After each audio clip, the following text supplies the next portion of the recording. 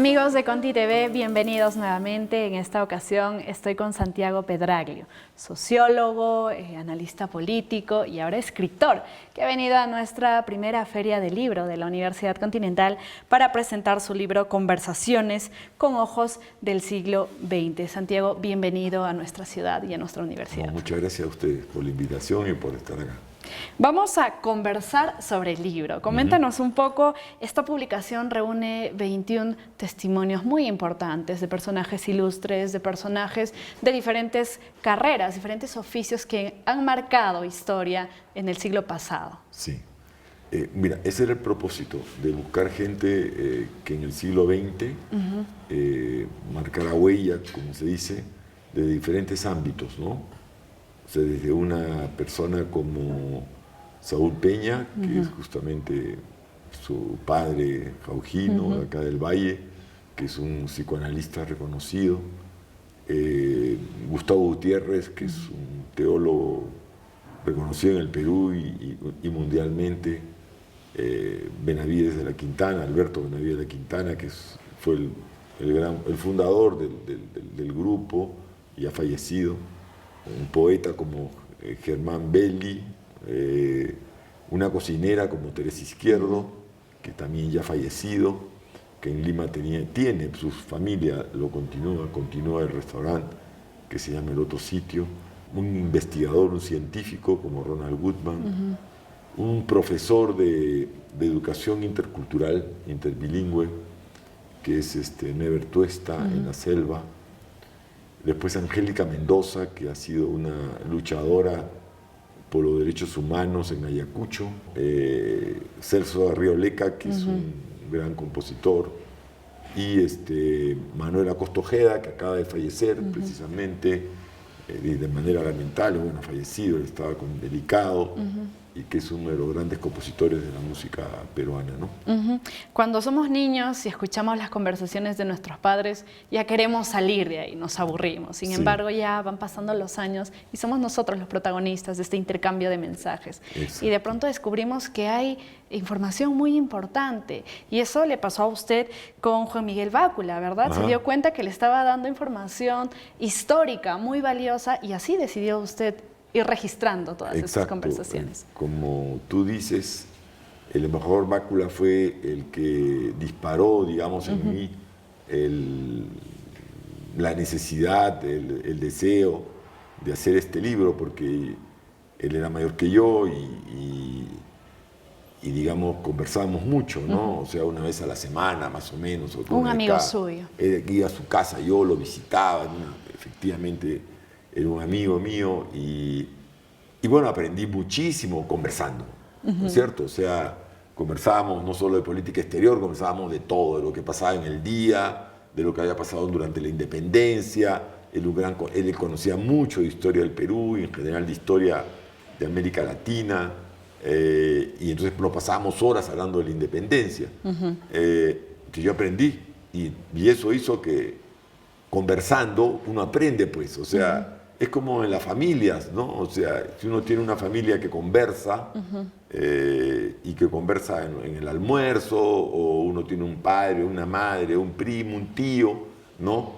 Que conversa con uno aprende y se queda, y eso lo marca para toda la vida, ¿no? Esas conversaciones te marcan para toda la vida. Entonces, mi idea era conversar. Claro, es una forma también, por supuesto, periodísticamente de entrevistar, ¿no es cierto? En este caso particular, pero quería darle ese énfasis de entrevista, de conversación, perdón, porque conversando la gente se suelta más. Exacto. O sea, no tiene la presión, ¿no es cierto?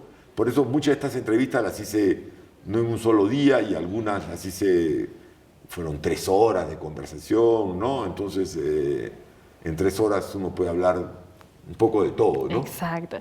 Y bueno, es una selección de 21 personajes porque me imagino que conversaciones ha tenido miles. Claro. Entonces, ¿qué características han tenido que cumplir estas personas? Porque claro, de todas maneras son personas mayores, algunas de ellas ya fallecidas, que han nacido entre los años 20, años 30, ¿verdad? Claro. ¿Cómo usted los ha elegido? Porque también son de diferentes ramas. Bueno, sí. Debo decir que a mí me encanta conversar. O sea, no puedo negar ese hecho. A mí me encanta conversar y siempre me ha gustado conversar muchísimo, ¿no? Entonces, fue de una manera arbitraria, ¿no? O sea, creo que lo que hice es, dije, tienen que ser personas mayores, no pueden ser menores de 75 años. Yo quería que fueran personas mayores porque ellas tenían una experiencia del siglo pasado. El más joven, entre comillas, es Never Tuesta, que ahora debe tener 69 años, ¿no? Pero todos los demás tienen arriba de 75, ¿no? Entonces comencé a ver quién podría ser una persona representativa en el ámbito de la cocina, de esa edad, en el ámbito de las ciencias sociales, por ejemplo, Julio Kotler, ¿no? Para responder a tu pregunta. Entonces eran personas que fueran mayores y que fueran de diversos temas, ¿no es cierto? A mí me hubiera gustado, por ejemplo, una persona que a mí me hubiera gustado entrevistar, la verdad que se me pasó, hubiera sido un futbolista, ¿no? Porque, bueno, a mí me encanta el fútbol, ¿no? Entonces, no, sí, yo hubiera entrevistado a Víctor Benítez, que tú no sabes quién es Víctor Benítez, seguramente muchos de los jóvenes no saben quién es Víctor Benítez. Yo soy de la U, pero Víctor Benítez fue un gran jugador de Alianza, ¿no? Comenzó a jugar a los 17 años, fue campeón con Boca, en Italia jugó con los mejores equipos, ganó lo que era el equivalente a la Champions, ¿no? O sea, ahora, yo siempre lo admiré, además de chico, ¿no?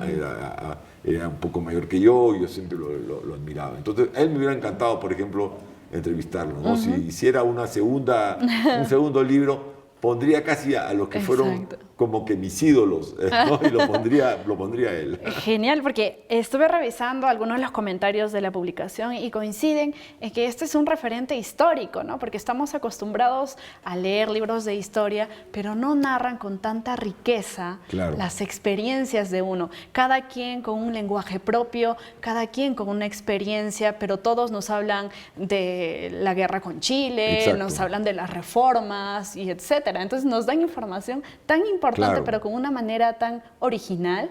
Claro, por ejemplo, Villanueva cuenta cosas personales de su militancia en el APRA, ¿no? Que es difícil encontrarlas.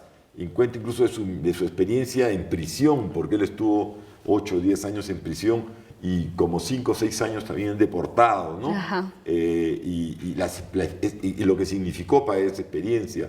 Morales Bermúdez cuenta, por ejemplo, una cosa que se ha discutido mucho. ¿Por qué durante la época de Velasco no se decidió hacer la guerra con Chile? Él da su punto de vista y dice por qué hubiera sido un tremendo error tomar esa decisión, ¿no? Entonces, un charanguista como Jaime Guardia recibe de Arguedas un consejo, él cuenta, ¿no? Que Arguedas cuando termina de tocar, la primera vez que está ahí en el Coliseo, Arguedas se le acerca, ¿no? Y le dice, hijo, sigue tocando, muchacho, le dice, sigue tocando como has tocado hoy. No le hagas caso a nadie, no hagas caso a los que digan que toques diferente. Sigue tocando como tú tocas porque tocas maravilloso. ¿Y hay algún plan de tal vez perpetuar esta obra, tener una segunda edición? Tal vez no con ojos del siglo XX, sino con ojos del siglo XXI. ¿Está reuniendo ya testimonios? No estoy seguro qué voy a hacer.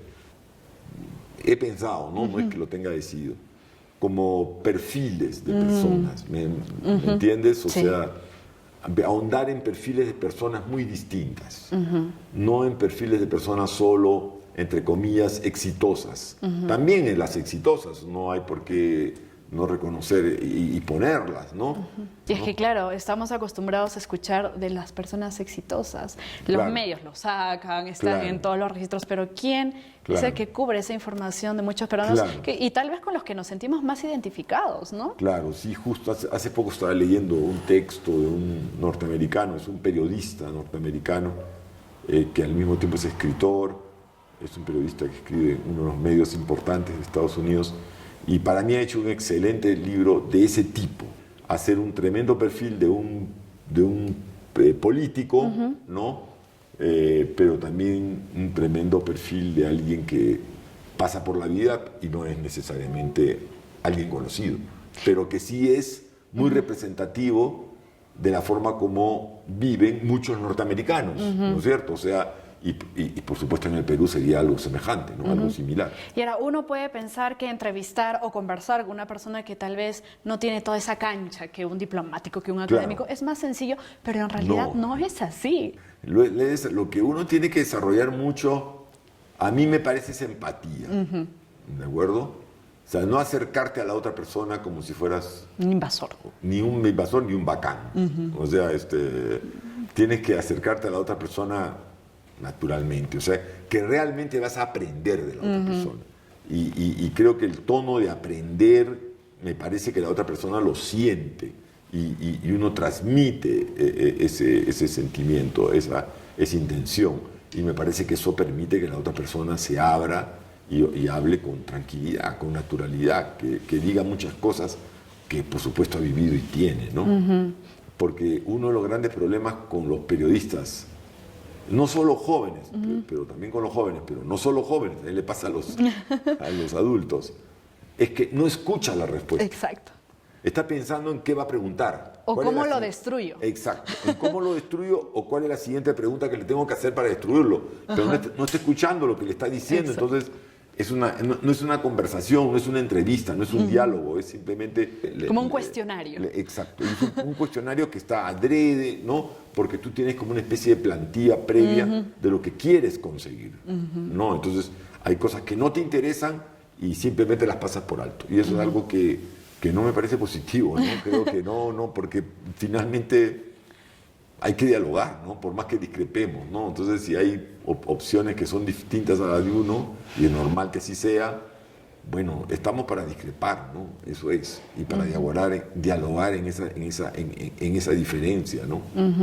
Muy bien, señor Pedraglio, ha sido un gusto contar con usted aquí en nuestra universidad y sobre todo leer este libro. Y yo espero realmente que podamos contar próximamente con ese libro que usted menciona, tal vez los perfiles, las semblanzas y muchas más entrevistas. Muchas gracias a ti. Muchas gracias a la universidad también.